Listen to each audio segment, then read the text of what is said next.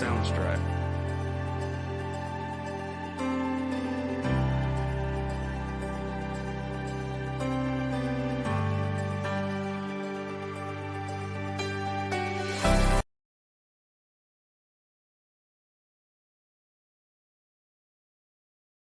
Welcome to my podcast. Today I'll be discussing about autonomous vehicles in transportation. Cars that move without your steering or pressing pedals. They are already on test tracks and even some city roads. The ideas are futuristic, but it's becoming parts of our present. And it brings up question about safety, trust, and how transport will change. So, what exactly is an autonomous car? Well, Synosys explain it like this. These cars use cameras, sensors, and radar and LIDAR. All that data goes into computer software. The system decides when to brake, when to turn, and how fast to go. Engineers use something called SAE level to measure automation. Level 0 means no help from the car.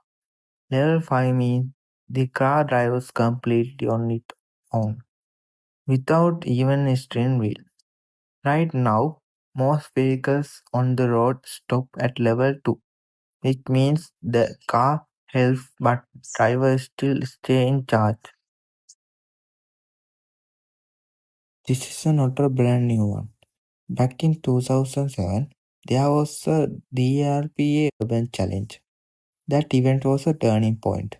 A Carnegie Mellon car called Box drove about 85 kilometers under traffic rules. It merged, it parked, it stopped at intersection. Amundsen and his team wrote about this in Journal of Field Robotics. Their work show how sensors, planning system, and decision making all connected. Both proved self-driving was not science fiction anymore. But here's the thing, technology is one side, trust is another. A study published in Transportation Research Part A makes this point clear. Sung and his team found people often blame autonomous car more harshly than human driver for the same type of crash. That means public trust is fragile, and once it's break, adoption slow down. Policy also shape the future.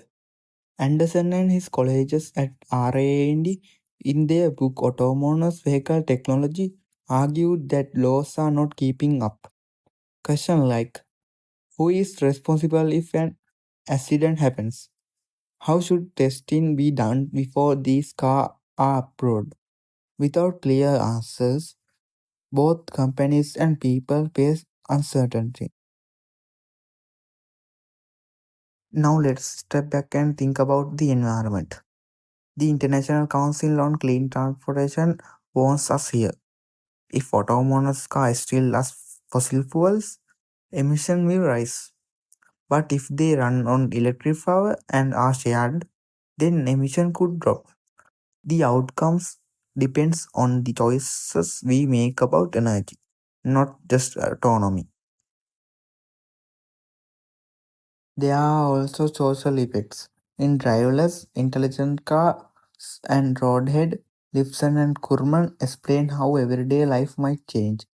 People who cannot drive, like the elderly or disabled, could gain new freedom. Cities might redesign streets to make them safer. On the other hand, jobs for drivers could shrink. Society will need to adjust to machines making decisions where humans once did.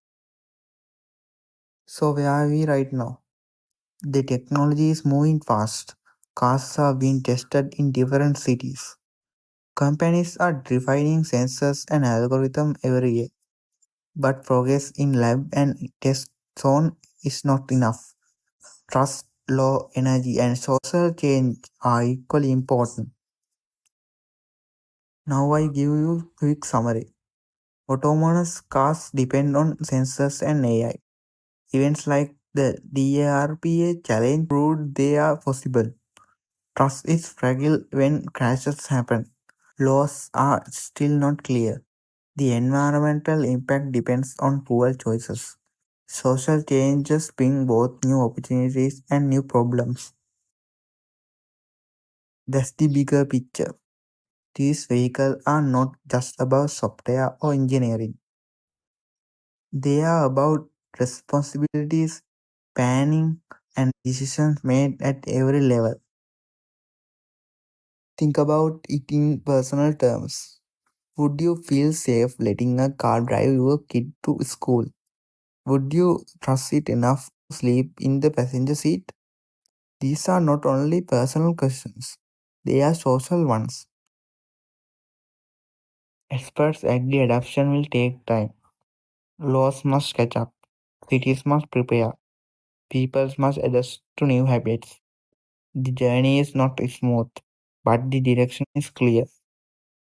Cybersecurity is major issues in autonomous vehicle.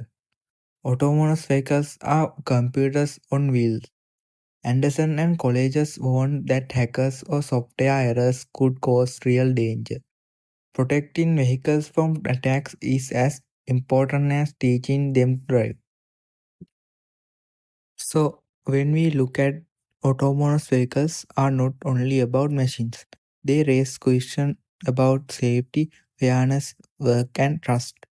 They show how technology always connects to people. So, autonomous cars are moving forward, but their future depends on choices we all make. Safer codes is not enough. We need strong policies. We need secure system. We need clean energy. And we need society ready to adapt. Thanks for listening. Stay tuned for more conversation.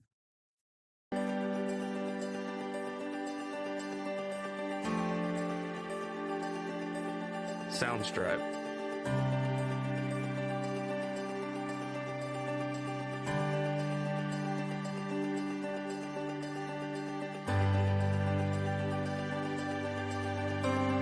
Soundstripe.